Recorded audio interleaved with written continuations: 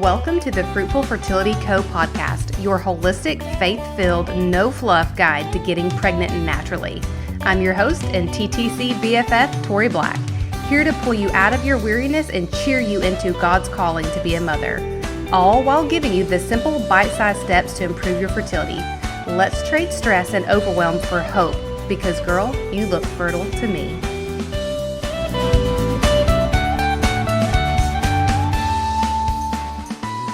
Hey guys, today I have a very special expert for you. I'm so excited to bring her on because I feel like she's going to bring a wealth of knowledge and options for you moving forward. We have Danielle Goobie, who is a registered holistic nutritionist and a digestive and HTMA expert. I have brought her on today because I'm really intrigued by a test that I don't do, which is called GI Map. So we're going to talk a lot today about gut health and digestive health because I'm sure in your rabbit hole searching, you have heard that gut health is tied to your hormones. So Danielle is here to make that really easy for us to understand. So Danielle, thank you for being here and tell us a little bit about how you got into this gut health world. Yeah, hi. I'm so glad to be here. So, my story in a nutshell starts back when I was 12 years old. Very first period had me in bed for an entire week. I remember thinking, there is no way I have to do this until menopause. Every 28 days. This is insane. I was missing school. I was a competitive gymnast at the time. I was missing training. Then I eventually started coaching, and I was either missing coaching or coaching curled up in the fetal position on a spotting block, was missing social events. It was really controlling my life. And I went down the mainstream medicine pipeline of going to doctor after doctor after doctor, getting referrals to gynecologists, being put on birth control, having so many side effects on birth control. And that's where my digestive issues really started, was being on the pill. And the answer every time was just, let's switch the pill. Let's try a new pill. Maybe there will be less side effects. And everyone in my family had all of these issues. Everyone had these horrible periods. There was a lot of history of endometriosis in my family. So it was always this narrative of, this is just your genetics. This is, kind of just the way it is. And I got to a point in my 20s where I decided the pill was not for me. The side effects were awful. And I knew I wasn't actually addressing what was going on. So I quit cold turkey, which I highly don't recommend to anyone, because all of my symptoms came back even worse than before. And then I had post-birth control acne. I still had all of the digestive issues. I was bloated all the time. I had a lot of constipation. I had developed a dairy intolerance. I had a stomach ulcer at one point, and I just kind of got to the point where I thought, there must be a reason for this. This cannot just be genetics. This cannot just be hormonal. There's got to be something deeper going on. So I ended up going to school for holistic nutrition after doing my undergrad degree, and just started kind of peeling back the layers of my health and my body and figuring it out, what was going on, what was actually underneath all of these symptoms.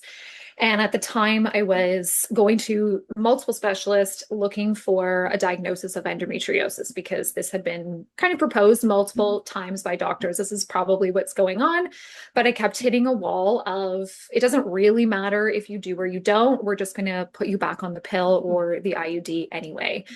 And it was just like, no, that's not good enough for me. I want to know what is actually going on, because if there are imbalances in my body, if there's something going on in my gut, if my hormones are a bit of a mess, that's going to affect me later in my life. And I want to get on top of it. So that is kind of the journey of my health in a nutshell. And it started as a personal journey and just became a mission to be able to help as many women as I could, not have to take over a decade to get some answers to their body and understand what is actually going on, and be empowered, take an empowered approach to longevity and their overall health. Yeah, I think there's so many people that can recognize that that is what they want to, that I want to know what's going on. I don't just want a band-aid. I don't just want medication. I don't just want a plan. I want to actually understand what's going on. And like you said, I think that's where the empowerment comes from, because when you understand what's driving the problem, whether it be painful periods or fertility or any kind of hormone imbalance, then you go into your doctor's offices or anybody that you work with a little bit more like savviness to you that so that Yeah, you understand the options that they give you if they're actually going to help you or not. So like you were saying with the birth control, because I feel like, 90% of us are told to go on birth control for any ailment there yeah, is. And it's totally. like, okay, but that doesn't do anything. That doesn't like I even I did one podcast episode. I like coined myself the person with the worst metaphors that like going on birth control is taking this little goblin and putting it in a like closet under the stairs and locking it up and that controls it for a while and everything's Yep, good. Nothing's going on, but then as soon as you get off of it like you said and you unlock yep, that closet door, now now this little goblin is more mad because it's been locked up. So it's kind of yep, like that. Like it maybe it answers the question in the totally, short term, but it definitely doesn't answer the question in the long term. And for a lot of women that are listening to this podcast, especially, it's like birth control is not even an option because they're trying to get pregnant. So when the doctor totally. says, "Hey, birth control is your only option," it's like, "But why? Tell me why. Tell me what's going on." So I know that Yeah. there are a lot of people that, sympathize with that story. So as It's you, funny you use that metaphor. I always use car metaphors, and I know absolutely nothing about cars, but somehow yes, always finding myself using these car metaphors, which yes, are really terrible. But it's like it's the cliche check engine light, right? If we're mm-hmm, just taking birth control, and obviously it has a time and a place like any medication, right, but if we are using it for symptom management without simultaneously looking for what's causing it, it's the same as going to a mechanic, them turning off your check engine light, and you thinking the problem is gone. And yes, it's funny because this flies in medicine, but who would ever pay to have a mechanic do that? Because yes. that problem is still happening under the hood. It's getting worse. You just Mm-hmm. don't know it until your car spontaneously combusts one day. Yes, and that's so true. And like that it's stressing other symptoms. So if the check engine light on is on for one thing, and like in this example, it's like if it's on for our gut health, then but we don't address it, then it's just impacting all the other systems. So now our nervous system is playing a role. Now our liver is burdened. It's like it just Yep, keeps going on and on and on and makes it worse instead of better. So yes, totally. time and place for birth control, Yep. but yes, getting to the root cause is so much better. So tell us in this journey and like personally and professionally, you really got into gut health. Tell us how gut health can impact hormones and fertility, like how it's even related in the first place. For sure. So I would say the number one connection there would be we're not just what we eat, we're what we absorb. So if we are eating a super clean, really nutritious, nourishing diet, but our gut health is not optimal and we're not actually absorbing the nutrients from those foods, we're not really reaping the benefits. Obviously, this is still going to be better than eating a super ultra processed diet, but we're only what we absorb. So for gut health, we're really focusing on that absorption piece. So, making sure someone is making enough stomach acid, making sure they're making enough digestive enzymes that they can actually break down their food properly and digest those nutrients and absorb and use those nutrients because our hormones need them. Our hormones need amino acids from proteins and they need good, healthy fats to actually build hormones. We need nutrients to ovulate, which is obviously number one with Hmm. fertility. So I would say that would be number one. Number two would be when we have a lot of dysbiosis in the gut, which means an imbalance of bacteria. So our gut's kind of like a garden. So a metaphor that's not related to cars. So it's like a garden. We have, really pretty flowers and we also have little dandelion weeds, which it's okay if we have a couple dandelion weeds, but if our little gut garden gets overgrown with the dandelion, it's not such a pretty place anymore. So when we get that dysbiosis or imbalance in the gut, we can end up with a lot of inflammation that affects our digestive system, but it also can become systemic, meaning it's affecting our body. It's affecting our body as a whole. It's affecting our hormone signaling. It can increase cortisol when we've got that imbalance of bacteria, especially if we've got overgrowth of what we call opportunistic bacteria, so bacteria that we don't really want to be taking over our gut garden, or if we've got candida or parasites or things like that that are overgrowing, this can create a lot of cortisol production because the body is a little bit stressed. It doesn't want those things in its garden.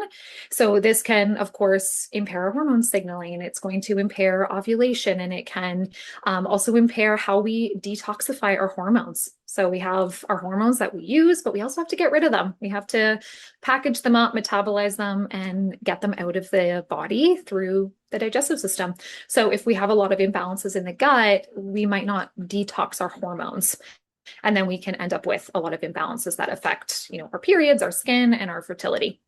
Yeah, I love the term gut garden. I don't know, I've never heard that, but I love that. And yes, to the absorption thing, this is where I tell people it's like when you feel like you're doing everything right, if you're that person and you're listening right now and you're like, but I do everything right. I eat, gluten-free, whole foods. I eat at home. I don't eat out. Like I'm doing everything right. I don't understand what's happening or why it's not working, quote unquote. A lot of times because Yeah. you're not absorbing it. Just like Danielle said, it's like absorption is yes, a whole food diet is going to be better than ultra processed one, but at the same time, if you're not absorbing it, then there's still a big issue there. But I love that metaphor of like the garden and the weeds and your gut garden. I don't know, it's like girly to me. I love that.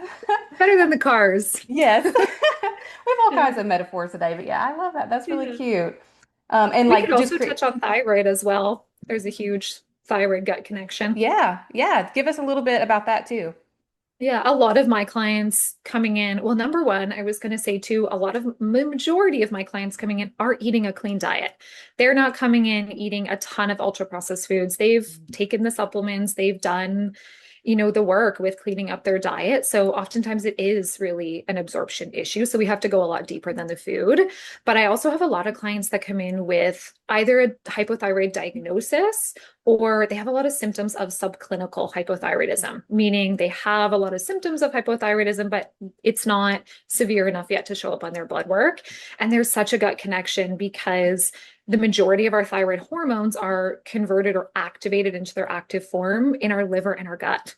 So if our liver is a little bit overwhelmed or our garden is not quite balanced the way we'd like it to be, we can end up with poor hormone conversion. So we have enough thyroid hormones, but they're not being converted, they're not being activated, and then we're going to end up with symptoms of hypothyroidism.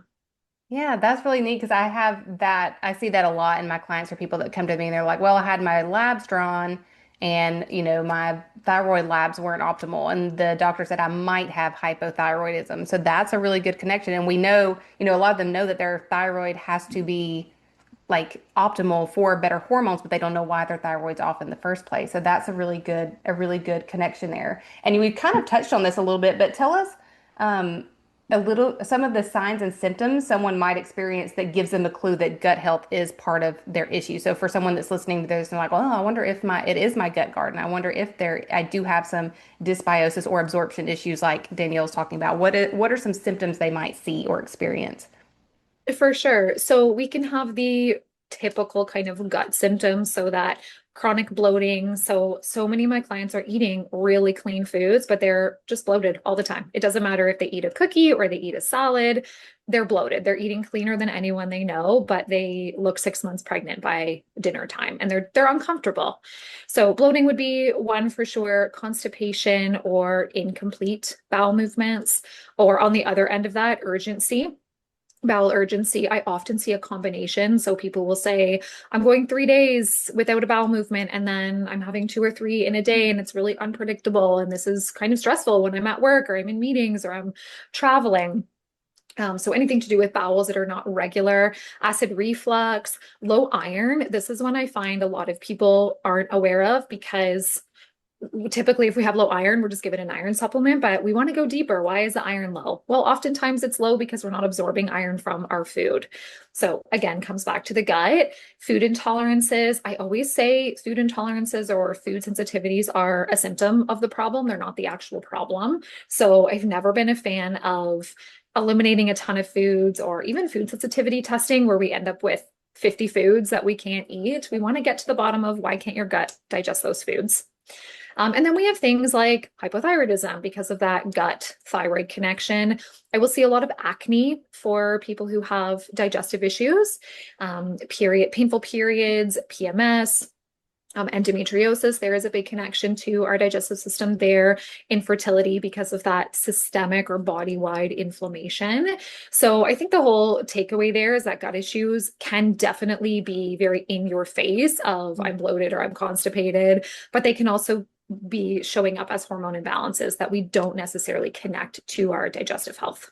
Yes, that I love that too. It's like we think of gut health as like we just think of the stomach. So we think of things like Yeah. bloating, constipation, diarrhea, but we don't think of it showing up in other places. And even especially skin, I have a lot of people say, well, I have this little skin issue and I don't know what this is and I have this rash and like and they're prescribed like ointments or topical steroids for it. And I'm like, that's probably your gut talking to you. And it's like, it doesn't seem Totally. related, but it is. And I talk a lot about how fertility isn't this silo over here by itself where it's only about your hormones and only about your ovaries and your uterus, or sperm and egg.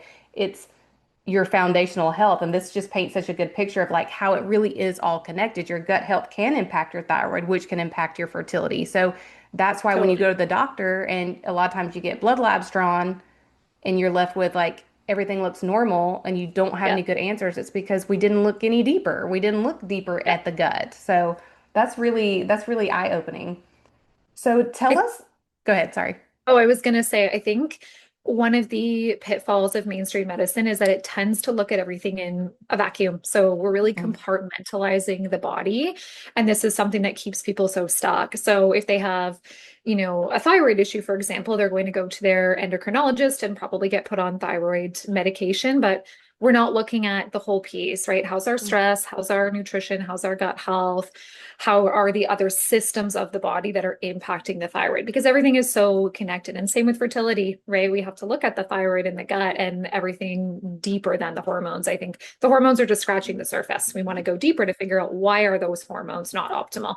Yes, absolutely. That's why a lot of times clients, when I work with them, they'll ask about, do I want their blood work? And I'm like, if you have it, you can send it to me. But if you don't have it, we're going to be looking deeper anyways. And I know that's exactly what Totally. you do too. It's like we can kind of Yeah, compare, but if you don't have any lab work, that's totally fine because it wouldn't really necessarily tell us where to look anyways, like a totally. GI map would. So tell us Yeah. a little bit more about a GI map. So I know you do HTMA testing too, and that's kind of my lane and what I know, but I don't know, I've never used GI map. So, and this will be a learning experience for me too. So tell us about the GI map, which is the testing that tells us a little bit about our gut garden, right? And tell us how Yep. it differs from we kind of just touched on blood work, but tell us a little bit about how it differs from things like blood work or even HTMA or other tests.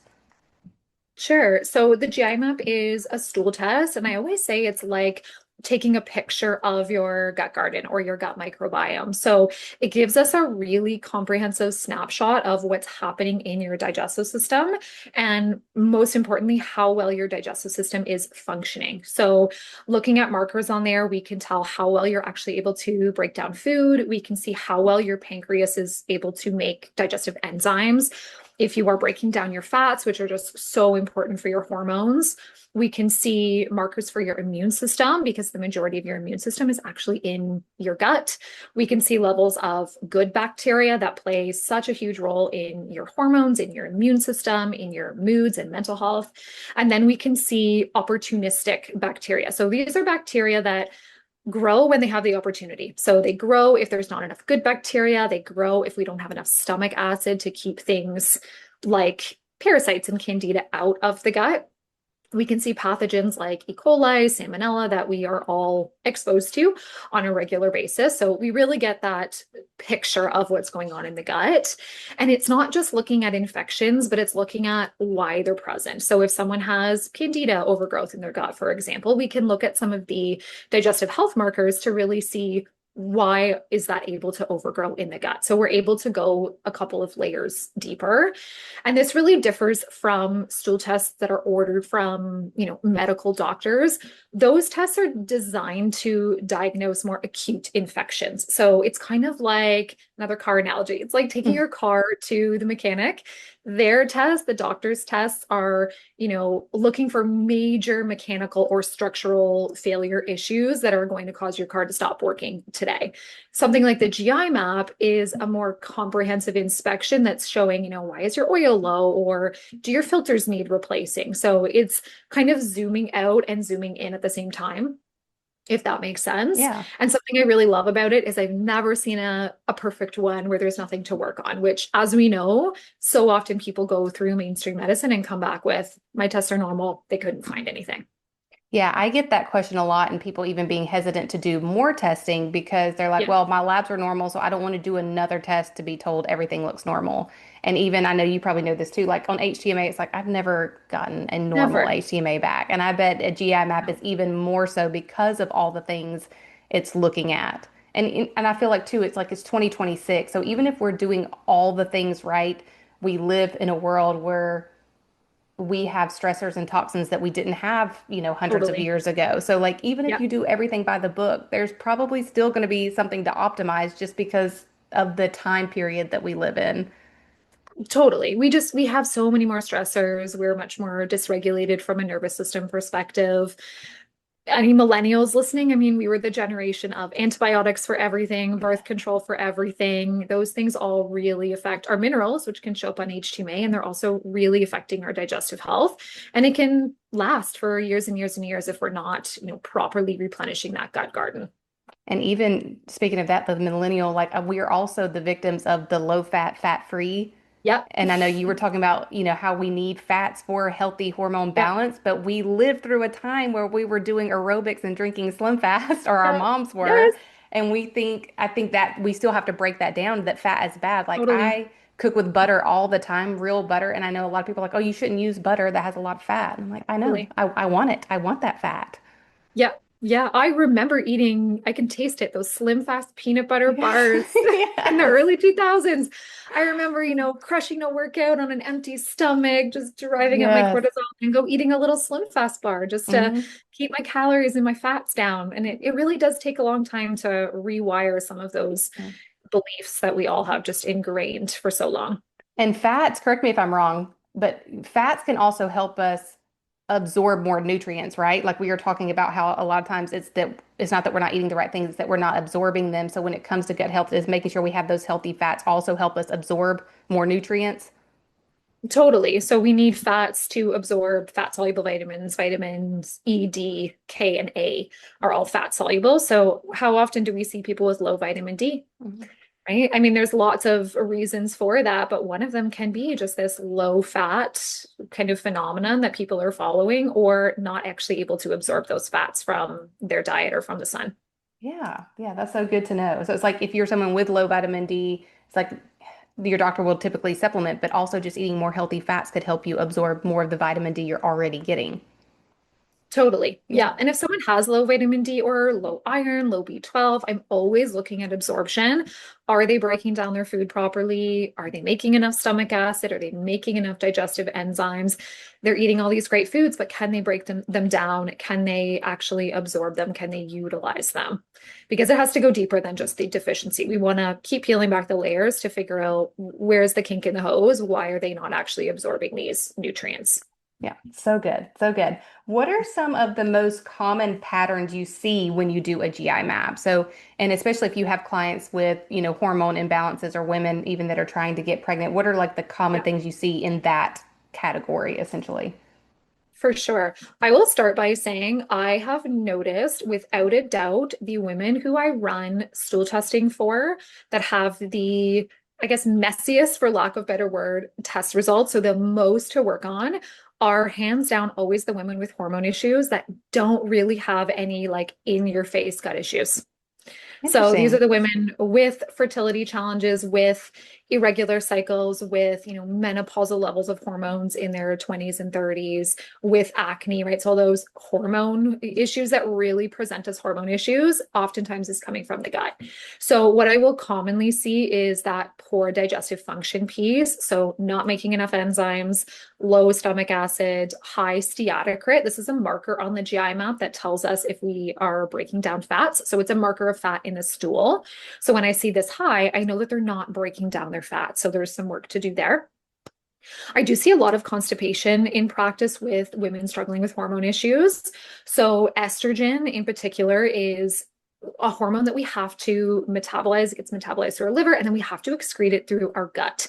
So when it's not excreted through our gut, not eliminated through daily bowel movements, we end up with a recirculation issue. So we're reabsorbing estrogen, and this can create a lot of those hormone issues. So when I'm looking at a GI map, I'm looking for markers of, are we breaking down our food to be able to move everything through the gut? Do we have an overgrowth of bacteria that's maybe contributing to constipation? Because this is really common. I'll also see an enzyme called beta glucuronidase elevated very often in women who have hormone issues. So, this enzyme is involved in phase 2 liver detoxification. It's made by our gut bacteria. And when it is too high, that estrogen will get reabsorbed. So, we can have estrogen being reabsorbed because we're not having bowel movements, but we can also have it be reabsorbed if we have this particular enzyme that is too high. So, this is really good information to see because we can then keep digging and see, okay, do we have a bacteria that's overgrown that is producing too much of this enzyme? Then we need to tend to our gut garden a little bit. Do we have some liver congestion? Because this can really cause increases in this enzyme. So then we need to support the liver, which is, of course, going to support our hormones. So I would say those are the three most common that I see. I will also see a lot of overgrowth of candida or more inflammatory bacteria that are impacting our hormone signaling and our hormone detoxification. Cool. So we know that pooping is a very important part of hormone Yes. balance. It may not be glamorous, but as Yep. Danielle told us, it's very important. And I even have that like on my intake paperwork. I'm like, are you pooping every day? Because if not, that's Totally. where we need to start. Yeah. So I that's always tell the clients on our intake call, you're going to get really comfortable telling me about your poop really quickly yes. because we are going to talk about it. And it's one of the wins I always get the most excited about. It's not glamorous or sexy in any Hmm. means, but it's so important because if we're not having a bowel movement every day, we're not excreting our hormones, we're not excreting toxins, and all those things really accumulate and they create a lot of inflammation in the body. Yes, I love that. So to wrap this up, so we've got really a good picture of how gut health impacts hormones, what it can look like. We know that the GI map can be a really great tool for figuring out what we need to focus on. But um, if you were giving women listening maybe your top three recommendations, which we'll say number one is to get a GI map because that's where you're really going to get answers and know what specifically to focus on. So, Yep. what would your other two top gut health tips be just for like the average woman, something she can implement today, kind of like easy to implement, an easy habit to start today? I don't know if this would be easy, but it's free. It's challenging because of the way that we are so wired to go, go, go all the time, but just slow down at your meals. Get off of your screen. So when we're eating our meals, we are just eating our meals. We're so used to just multitasking, being at our desk, on our laptop, and I'm totally guilty of this sometimes. Totally guilty of it. But being really intentional, step away from your desk, even if it's 10 minutes, go outside if you can. It's summertime, go outside, slow down, and chew your food properly.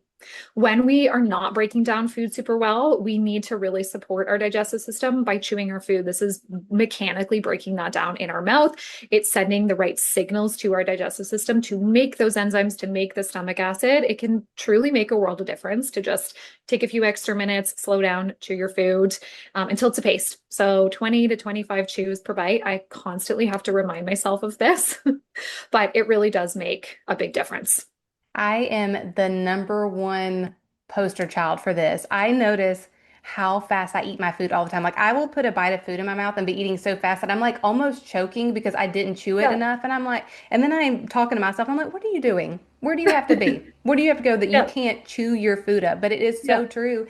And even nervous system wise, if you take that same idea and apply it to so many things, brushing your Yeah. teeth, wiping down the Yep. counters, like how like fast we do everything instead of Yep. slowing down. It's like just it's a habit and Totally. it impacts our nervous system. But food is such a big. I'm so bad at that. So Yeah. bad at like sitting down and not doing anything else and chewing my food. Why is that so simple? And yet it's I like know. I'm just like shoveling it in like I don't have time to eat and I do. I had a client last week say, I always ask clients who are bloated, clients who are constipated, how fast do you eat? 9 out of 10 times they say, oh, I'm like not even sitting down. I'm just eating over the counter. I'm on the run. But I had a client last week say, oh, I eat my meals as if someone is going to steal my plate. Yes. And I'm like, yeah, it's so true. It's so, so true. That's so So good. just slowing down. Something else is not skipping meals, which again sounds really simple. And I know people who are chronically bloated or have digestive issues oftentimes don't want to eat, but in the long run, it ends up increasing things like bloating because our bodies are just so they really value rhythm and routine. They want us to be eating at pretty similar times throughout the day, throughout the week. So if we're eating breakfast at 9 one day, we don't want to be eating breakfast at 2 p.m. or our first meal of the day at 2 p.m. the next Yeah. day. We want that rhythm and routine, and we want 3 full meals every single day. Otherwise, our digestive system just doesn't make those gastric juices that we need to actually break down our food when we don't have that routine. It's kind of like kids. They really thrive on that routine being the same most Yeah. days. I thrive on routine. Yes. I'm the poster child also for the benefits of routine. I love it. Yep. And it's Yep. true too for eating more consistent meals with blood sugar, right? So when we're looking at Totally. like how blood sugar can impact the not skipping a meal, and that's one thing I'm sure you see this too. I would say 90% of my women come to me and they're skipping breakfast every morning. And so I'm like, just Totally. start eating breakfast. I don't even care what you eat, just eat something and Yep. then we'll refine it. But Totally.